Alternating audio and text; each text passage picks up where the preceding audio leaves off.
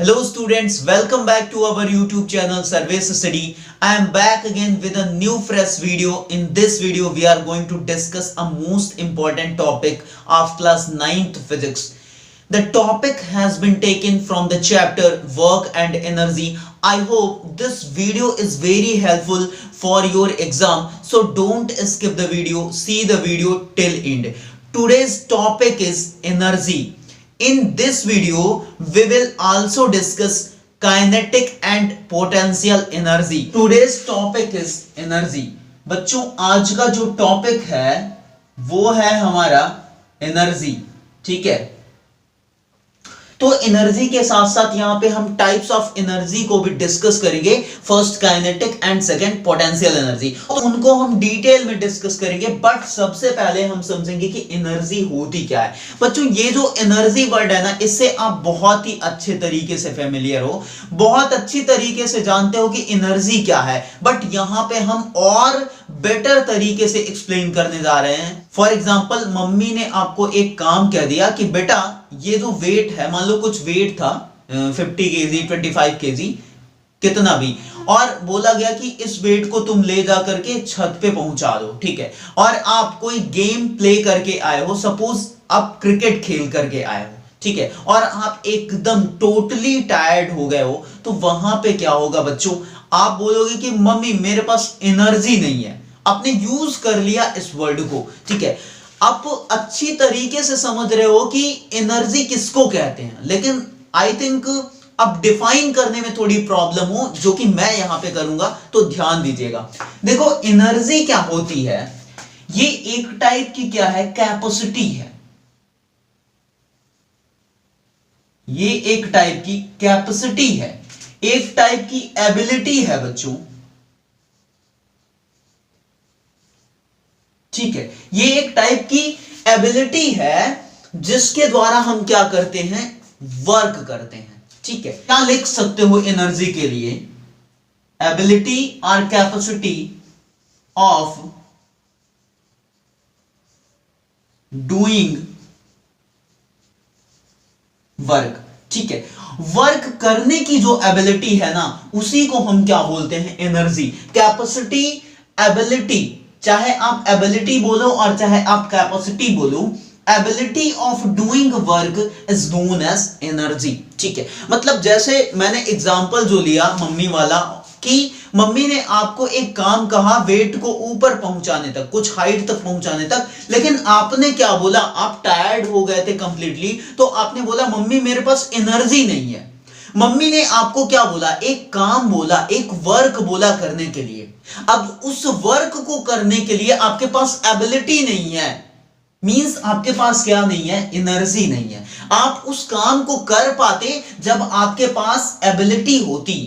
ठीक है, जब आप टायर्ड ना हुए होते, जब आपके पास एनर्जी होती. ठीक है, तो वही क्या है, एनर्जी है. जो वर्क आप नहीं कर पा रहे हो जिसके डिफिशियंसी की वजह से, ठीक है, तो वही क्या है, एनर्जी है. तो ability of doing work is known as energy. बच्चों एनर्जी कैसी क्वांटिटी है, ये एक टाइप की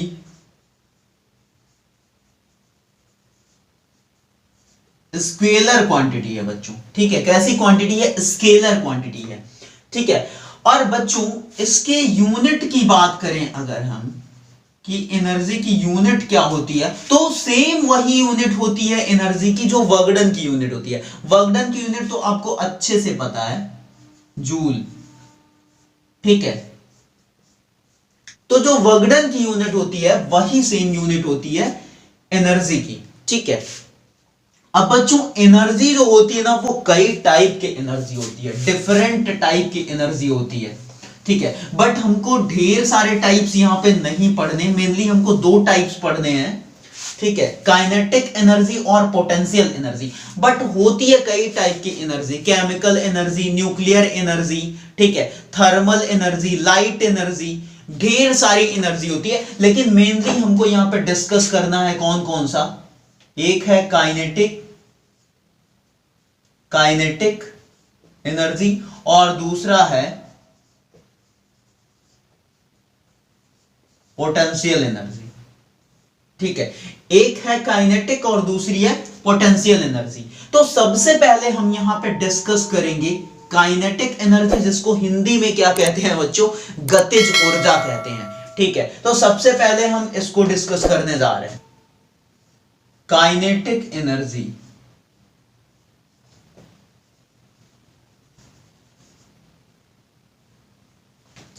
बच्चों काइनेटिक एनर्जी को हिंदी में कहते हैं गतिज ऊर्जा, मींस मोशन का कुछ ना कुछ यहां पे क्या आ रहा है, रोल आ रहा है, और उसी से आपको मैं समझाने जा रहा हूं। तो काइनेटिक एनर्जी क्या होती है बच्चों, काइनेटिक का मतलब होता है मोशन। ठीक है, मतलब कि कोई भी बॉडी अगर मोशन कर रही है तो मोशन की वजह से जो एनर्जी उसमें पैदा होगी, जनरेट होगी, उसी को हम क्या बोलेंगे, काइनेटिक एनर्जी। तो सिंपली हम ये कह सकते हैं कि किसी भी ऑब्जेक्ट या बॉडी के मोशन की वजह से जो एनर्जी होती है उसी को हम क्या बोलते हैं, काइनेटिक एनर्जी। क्या लिख सकते हैं इसके लिए हम, energy of a body due to its motion। ठीक है, मतलब कि किसी भी बॉडी की उसके मोशन की वजह से जो एनर्जी होगी उसी को हम क्या बोलेंगे, काइनेटिक एनर्जी बोलेंगे। ठीक है, फॉर एग्जाम्पल बच्चों, जैसे कि आप दौड़ रहे हो, ठीक है, तो उस टाइम जो आपकी एनर्जी होगी उसको काइनेटिक एनर्जी बोलेंगे। जैसे कि आप दौड़ रहे हो और आगे कोई आ गया, आपने उसको क्या कर दिया, पुश कर दिया, तो उसको क्या हो जाएगी, चोट लग जाएगी।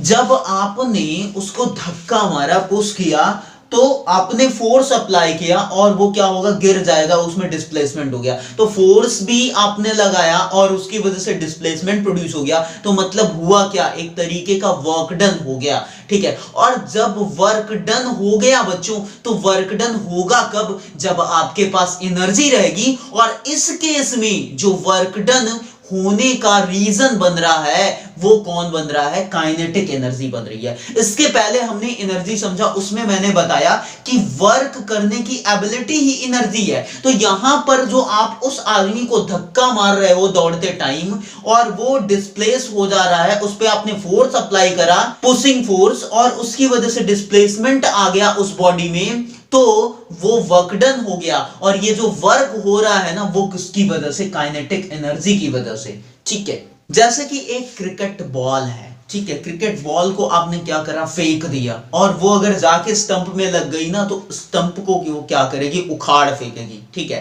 पूरी तरीके से उखाड़ देगी स्टंप को, क्योंकि उस बॉल में क्या है, काइनेटिक एनर्जी है। उसने फोर्स अप्लाई करा स्टंप पे, और फोर्स अप्लाई करने की वजह से स्टंप में क्या आ गया, डिस्प्लेसमेंट आ गया, और स्टंप क्या हुआ, डिस्प्लेस हो गया। मतलब बॉल ने फोर्स अप्लाई करा स्टंप पे और स्टंप क्या हो गया, डिस्प्लेस हो गया। मतलब कि फाइनली मैं बोल सकता हूं कि वर्क यहां पर हो गया, और वर्क हो गया तो किसकी वजह से हुआ, एनर्जी की वजह से। और कौन सी एनर्जी की वजह से, बॉल में कैसी एनर्जी थी बच्चों, काइनेटिक एनर्जी, क्योंकि बॉल किस स्टेट में थी, मोशन की स्टेट में, और मोशन की स्टेट में जो एनर्जी होती है उसी को हम बोलते हैं काइनेटिक एनर्जी। अच्छा, काइनेटिक एनर्जी की जो यूनिट होगी वो एनर्जी है, तो यूनिट तो जूल ही होनी है। ठीक है, तो इसका फॉर्मूला क्या होता है बच्चों, इसका फॉर्मूला डिराइव कर लेते हैं बच्चों। इसका जो फॉर्मूला होता है वो क्या होता है, इसको रिप्रेजेंट करते हैं के ई से, K E is equal to half M V square. ठीक है, ये इसका फॉर्मूला है और इसको हम डिराइव करने जा रहे हैं यहां पे। बच्चों आपने एक फॉर्मूला पढ़ रखा है यहां पे वर्क डन का, कि work done is equal to क्या होता है, फोर्स इनटू डिस्प्लेसमेंट। ठीक है बच्चों, फोर्स का फॉर्मूला न्यूटन सेकेंड लॉ से क्या हम लिख सकते हैं, F is equal to mass into acceleration, जो कि लिख दिया मैंने, mass into acceleration into S. ठीक है, तो मास इंटू एक्सेलरेशन हो गया, और बच्चों एस क्या है, डिस्प्लेसमेंट है, और डिस्प्लेसमेंट का जो फॉर्मूला आता है वो हम यूज करेंगे थर्ड इक्वेशन ऑफ मोशन से। क्या होता है, v square is equal to U square plus 2as। यहां से s की वैल्यू निकालेंगे तो s इज इक्वल टू क्या हो जाएगा, v square minus U square upon में 2a हो जाएगा। ये वैल्यू यहां पे रख देते हैं s के जगह पे, V square minus U square upon में 2 टाइम्स ऑफ ए से ए उड़ जाएगा, तो यहां पे बचेगा क्या, m into V square minus U square upon में 2 हो जाएगा। ठीक है, इसको मैं लिख सकता हूं half m into V square minus U square. ठीक है, अब बच्चों यहां पे हम ऐसा मानते हैं, कंसीडर करते हैं ऐसा, let initial velocity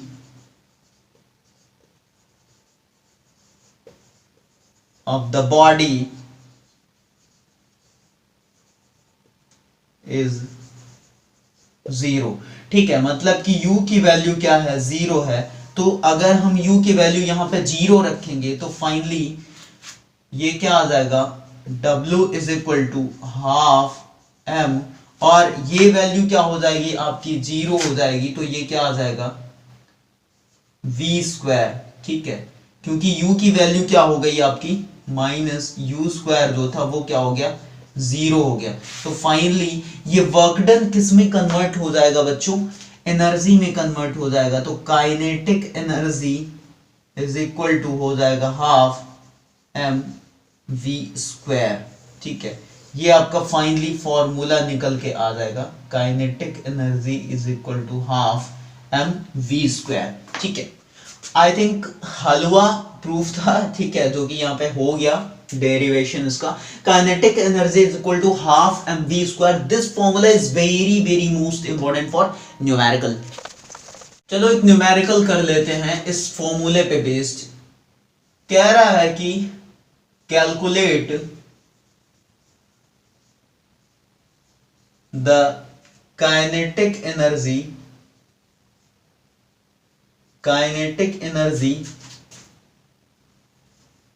of a body of mass 600 gram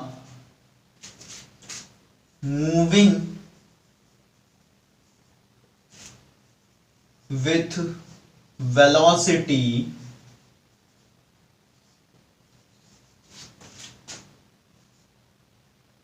10 metre per second. ठीक है बच्चों, हमको काइनेटिक एनर्जी कैलकुलेट करना है एक बॉडी की, और उस बॉडी का मास है 600 ग्राम है, और वो मूव कर रही है किस वेलोसिटी से, 10 मीटर पर सेकेंड की वेलोसिटी से। ठीक है, अब बच्चों काइनेटिक एनर्जी का हमारे पास फॉर्मूला क्या होता है, भगवान ने क्या दे रखा है formula, Ke is equal to half M V square. तो ये कितना हो जाएगा बच्चों, हाफ, और मास की वैल्यू दिया है 600 ग्राम। इसको क्या करना पड़ेगा, किलोग्राम में कन्वर्ट करना पड़ेगा। तो क्या करोगे, 1000 से डिवाइड कर दोगे, मल्टीप्लाइड बाई वेलोसिटी कितनी है बच्चों, 10, और इसका हो जाएगा स्क्वायर। ये क्या हो जाएगा, ये हो जाएगा 2 3 6 मींस 300 आ जाएगा। ये 0 से 0 कैंसिल हो जाएंगे, 2 तो ये क्या आ जाएगा, 3 इंटू 10 अपॉन में 10। तो ये 10 से 10 उड़ जाएगा, ये कितना बचेगा, 30 जूल। तो फाइनली जो काइनेटिक एनर्जी आ जाएगी यहाँ पे बॉडी की, दैट इज 30 जूल। ठीक है, अच्छा अगर किसी को ये कंफ्यूजन आ रही होगी यहाँ पे कि सर मास ग्राम में है तो आप किलोग्राम में क्यों चेंज कर रहे हो, किलोग्राम में ना चेंज करके ग्राम में ही रख दो, क्योंकि यहाँ पे वेलोसिटी मीटर पर सेकंड में है। तो बेटा एक चीज मैं ये बता दूं कि एमकेएस जो यूनिट सिस्टम होता है ना, उसमें जो मास होता है वो किलोग्राम में होता है, और जो लेंथ और टाइम होता है वो मीटर और सेकंड में होता है। तो मीटर और सेकंड है यहाँ पे, वेलोसिटी मतलब मीटर पर सेकंड है, तो जो मास होगा ना वो केजी में रखा जाएगा। ठीक है, एक क्वेश्चन दे रखा है students, how much work should be done on a car of mass 300 kilogram to increase its speed from 0.2 metre per second to 1.5 metre per second. ठीक है, मतलब कि कह रहा है कि कितना वर्क डन होना चाहिए एक कार पर जबकि उसका मास है 300 किलोग्राम और उसकी जो स्पीड है वो चेंज हो जा रही है 0.2 मीटर पर सेकेंड से 1.5 मीटर पर सेकेंड, मतलब कि 1.5 मीटर पर सेकेंड। ठीक है, तो देखो यहां पर एक बार ये वेलोसिटी, ये स्पीड लेके हम काइनेटिक एनर्जी कैलकुलेट कर लेते हैं, और दूसरी बार ये वेलोसिटी, ये स्पीड लेकर हम काइनेटिक एनर्जी कैलकुलेट कर लेते हैं, और दोनों का हम क्या करेंगे, डिफरेंस निकाल देंगे, और वही क्या हो जाएगा, हमारा वर्क डन हो जाएगा, रिक्वायर्ड वर्क डन हो जाएगा। क्योंकि काइनेटिक एनर्जी को चाहे तुम बदलो वर्क डन में या फिर वर्क डन को कन्वर्ट करो काइनेटिक एनर्जी में, कोई प्रॉब्लम नहीं है। ठीक है, तो बच्चों देखो मास दोनों ही बार क्या है हमारा 300 kg है। ठीक है, और एक केस में जो स्पीड है that is 0.2 metre per second है, और इस केस में भी मास हमारा 300 kg है, और इस केस में जो स्पीड या वेलोसिटी है that is 1.5 metre per second है। ठीक है, अब देखो इस केस में हम के कैलकुलेट करेंगे। ठीक है, ये मान लो के है, तो के इज इक्वल टू क्या आ जाएगा बच्चों, हाफ mv², ये फॉर्मूला होता है। तो हाफ इंटू मास है हमारा 300 kg इंटू वेलोसिटी कितनी है 0.2, इसका हो जाएगा होल स्क्वायर। तो यहां पे कितना आ जाएगा बच्चों, ये आ जाएगा 150 इंटू ये कितना हो जाएगा बच्चों, ये हो जाएगा 0.04, तो ये कितना हो जाएगा बच्चों 6.0 जूल हो जाएगा। ठीक है, फर्स्ट केस में जो के आ रही है दैट इज 6.0 जूल हो जाएगा। ठीक है, इस केस में अगर काइनेटिक एनर्जी कैलकुलेट करेंगे तो अगेन वही भगवान का दिया हुआ फॉर्मूला लगाएंगे हम, half mv², half into mass है 300 kg, सेम मास है, और वेलोसिटी चेंज होके कितनी हो जा रही 1.5, इसका होल स्क्वायर करेंगे, ये हो जाएगा 150 इंटू ये कितना आ जाएगा 225, और यहाँ पे 2.25 आ जाएगा। ठीक है, तो ये कितना आ जाएगा बच्चों आपका 15 इंटू 22.5, ये आ जाएगा 15 5 जा 75, 7 15 2 जा 30 और 7 3, 15 2 जा 30 और 3 कितना हो जाएगा बच्चों 33। ठीक है, तो ये आ जाएगा आपका 337.5 जूल आ जाएगा। ठीक है, तो अब यहां पे हम क्या करेंगे, हमको फाइनली वर्क डन कैलकुलेट करना है। तो work done is equal to क्या हो जाएगा के ई, मान लो कि ये के ई डैश है, के ई डैश माइनस के ई।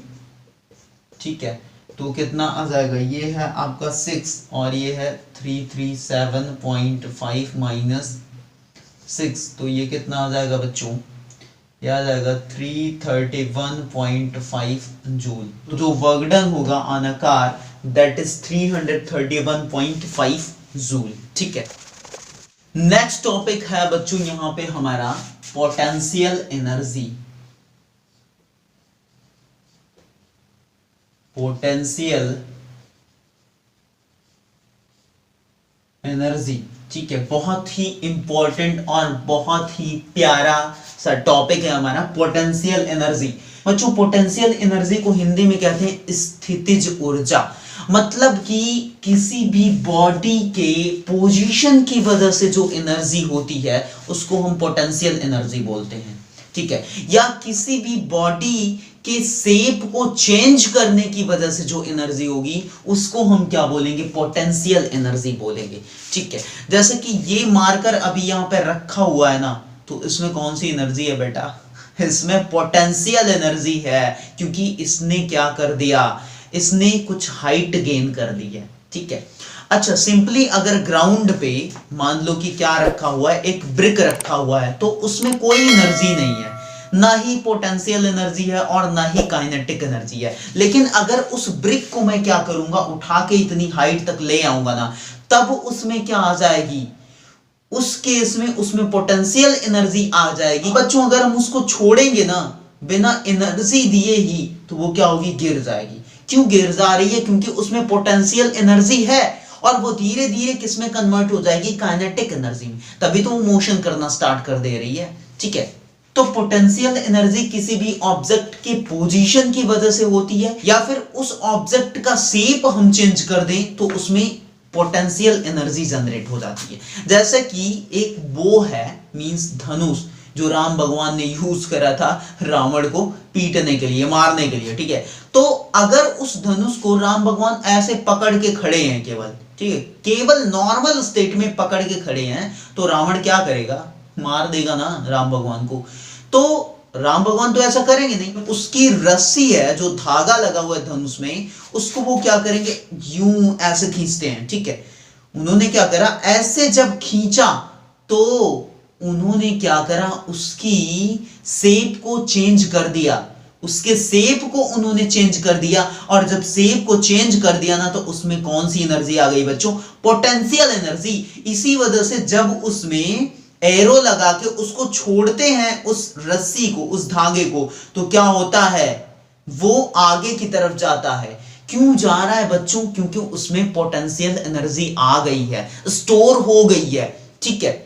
एक और एग्जांपल बच्चों, मान लो कि ये है ग्राउंड सरफेस, ठीक है, और यहां पर एक पोल क्या हुआ है, गड़ा हुआ है, ठीक है। और एक यहां पे क्या है, एक मान लो कोई चिड़िया बैठी है। अब भाई चिड़िया तो मेरे से बन नहीं पाएगी, ठीक है, बस मैं केवल लिख सकता हूं, मैंने ब्लॉक का डायग्राम बना के लिख दिया कि यहाँ पे बर्ड बैठी हुई है। अब बताओ इस बर्ड में पोटेंशियल एनर्जी है कि नहीं है, है बच्चों, क्योंकि ये कुछ हाइट पर बैठी है, ठीक है। ग्राउंड सरफेस से अगर ऊपर चली गई, कुछ हाइट गेन कर ली, कोई भी ऑब्जेक्ट, कोई भी बॉडी, चाहे वो बर्ड, एनिमल, कुछ भी हो, तो उसमें कौन सी एनर्जी स्टोर हो जाएगी बच्चों, पोटेंशियल एनर्जी स्टोर हो जाएगी। तो पोटेंशियल एनर्जी क्या होती है, energy of a body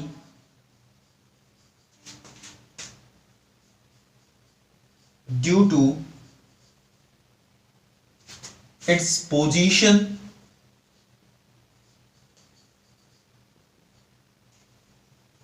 or change in shape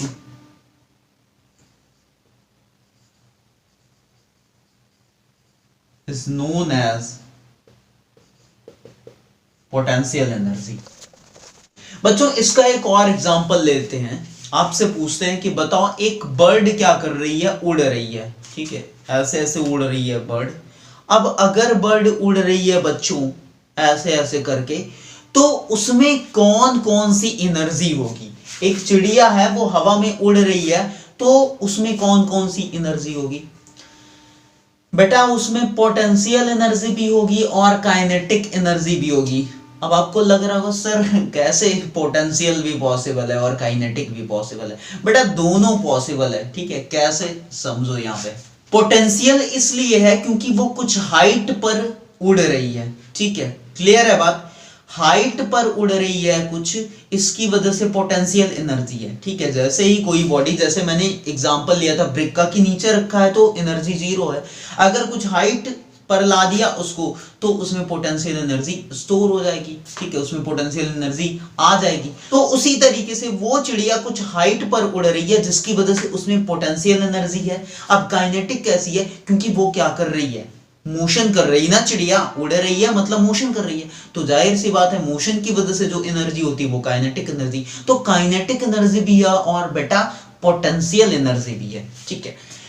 अब पोटेंशियल एनर्जी का फॉर्मूला क्या होता है बच्चों, सिंपल सा फॉर्मूला है, वही सेम फॉर्मूला है जो हमने आपको पढ़ाया था work done against the gravity के केस में।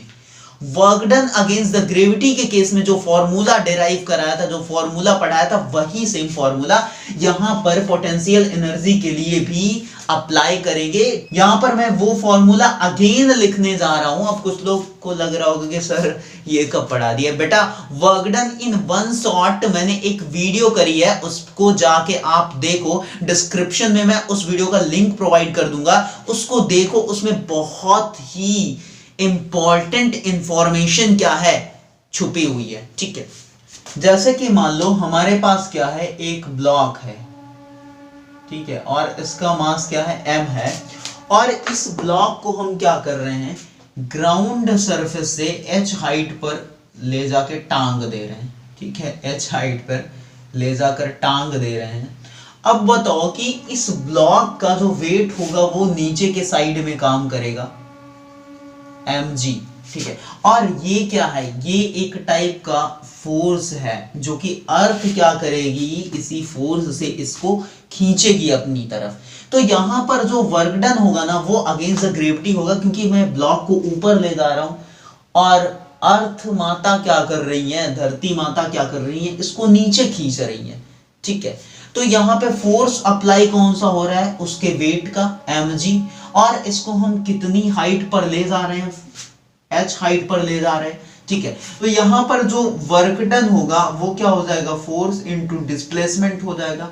और यहां पर फोर्स कौन सा हो जाएगा बच्चों, mg, और यहां पे डिस्प्लेसमेंट क्या हो रहा है, ब्लॉक को उठा के मैं ग्राउंड सरफेस से ऊपर ले जा रहा हूं h हाइट तक, तो डिस्प्लेस कितना कर रहा हूं, h डिस्प्लेस कर रहा हूं। तो फाइनली इसका फॉर्मूला आ जाएगा mgh is equal to w। और ये वर्क डन क्या होगा बच्चों, ये कन्वर्ट हो जाएगा पोटेंशियल एनर्जी में, that is equal to mgh। ठीक है, ये आपका फाइनल फॉर्मूला आ गया किसका, पोटेंशियल एनर्जी का। ठीक है, अच्छा एक चीज आप ये ध्यान रखना बच्चों कि ग्राउंड सरफेस से जितनी हाइट बढ़ती जाएगी, जितनी हाइट आपकी इंक्रीज करती जाएगी, उतनी ही आपकी पोटेंशियल एनर्जी भी इंक्रीज करती जाएगी। ठीक है, ये बात ध्यान रखना कि हाइट अगर इंक्रीज कर रहे हो तो पोटेंशियल एनर्जी भी क्या होगी, इंक्रीज करेगी बच्चों। ठीक है, एक क्वेश्चन दिया बच्चों, कह रहा है कि a body of mass 200 kg is lifted up by 20 metre, calculate its potential energy. ठीक है, जी की वैल्यू दिया 10 मीटर पर सेकंड स्क्वायर। ठीक है, तो पोटेंशियल एनर्जी कैलकुलेट करना है और उसका फॉर्मूला क्या होता है बच्चों, mgh।